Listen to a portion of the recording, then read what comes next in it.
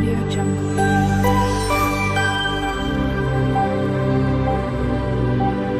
Audio Jungle. Hello everyone, જય શ્રી કૃષ્ણ. મારી ચેનલમાં તમારું સ્વાગત છે. આજે હું બનાવવામાં એકદમ સરળ અને ઇન્સ્ટન્ટ એવી સુરતી સ્પેશિયલ સેવ ખમણીની રેસીપી શેર કરવાની છું. આ રેસીપી માત્ર 4 મિનિટમાં જ બની જાય છે અને સુપર ટેસ્ટી બને છે અને કોરા સાદા ખમણ આવે છે એમાંથી બને છે. ચેનલ પર નવા હોવ તો જરૂરથી ચેનલ સબસ્ક્રાઈબ કરજો, જેથી મારા દરેક વિડીયોનું નોટિફિકેશન તમારા સુધી પહોંચશે.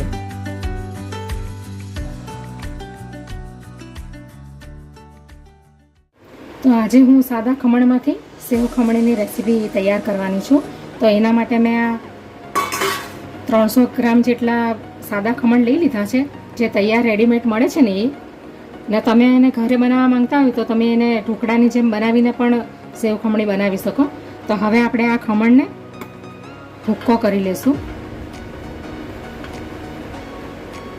આ એકદમ ઇન્સ્ટન્ટ સેવ ખમણી છે, તો તમે ઘરે જરૂરથી બનાવજો, કારણ કે આ 4 થી 5 મિનિટમાં તૈયાર થઈ જશે. તમારે કોઈ જાતની પણ ઝંઝટ કે વધારે મહેનત નહીં કરવી પડે. આમ તો સેવ ખમણીની રેસીપી અલગ અલગ હોય છે, પણ આ રેસીપી એકદમ ઇઝી અને સરળ છે એકદમ. તો આવી રીતે આપણે બધા ખમણને ભૂકો કરી નાખશું.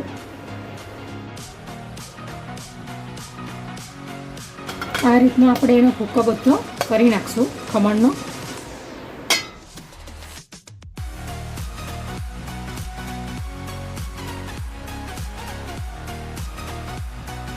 તો આ રીતે આપણે બધા ખમણને આવી રીતે હાથથી જ ક્રશ કરી લેશું.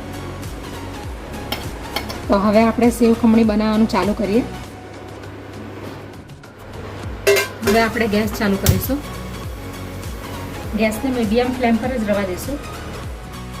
હવે એની અંદર આપણે 1 મોટા ચમચા જેટલું ઓઇલ નાખીશું.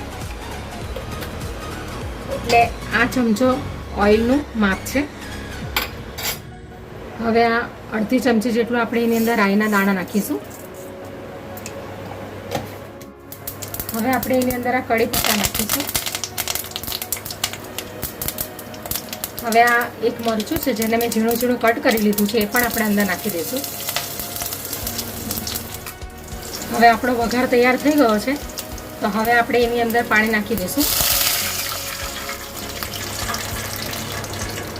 1 કપ જેટલું પાણી અંદર રેડી દેવાનું. આ મેં નાની લોટી લીધી છે પાણીની. આ 1 કપનું જ માપ છે. હવે આપણે આ ખમણ છે, એટલે ખમણ તો મીઠા નથી, એટલા માટે આપણે સેવ ખમણી બનાવવાના છે. તો સેવ ખમણીનો ટેસ્ટ તો ખાટો અને મીઠો હોય છે, તો એના માટે આપણે આ વઘારની અંદર 1 ચમચી ખાંડ નાખી દઈશું. હવે આપણે એનો ખાટો ટેસ્ટ લાવવા માટે આપણે આ અડધું લીંબુ છે એ નાખી દઈશું અંદર.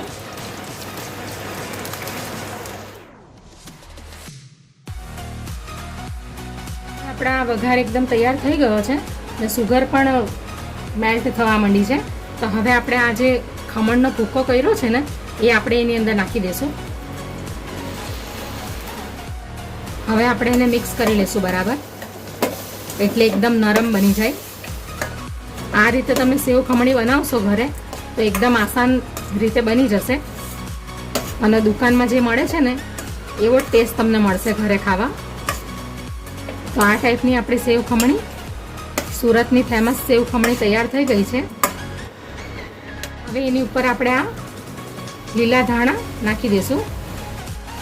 હવે આપણે ગેસને બંધ કરી દઈશું. તો આ રીતનું આ સેવ ખમણીનું ટેક્સચર આ રીતનું હોવું જોઈએ. જોઈ શકો છો તમે, એકદમ રેડી થઈ ગઈ છે. તો હવે આપણી સેવ ખમણી રેડી થઈ ગઈ છે. તો હવે આપણે એને સર્વ કરી લઈએ.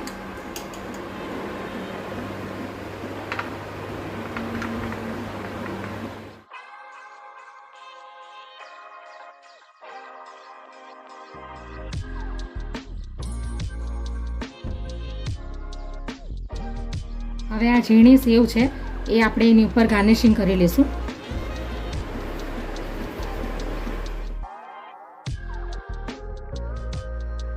હવે આ દાડમના દાણા છે એ પણ આપણે એની ઉપર ગાર્નિશિંગ કરી દઈશું.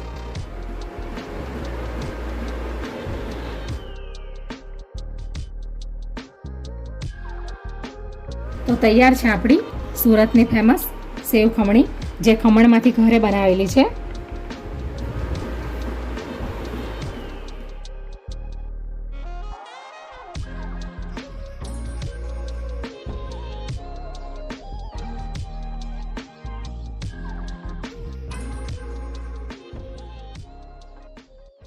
Audio Jungle.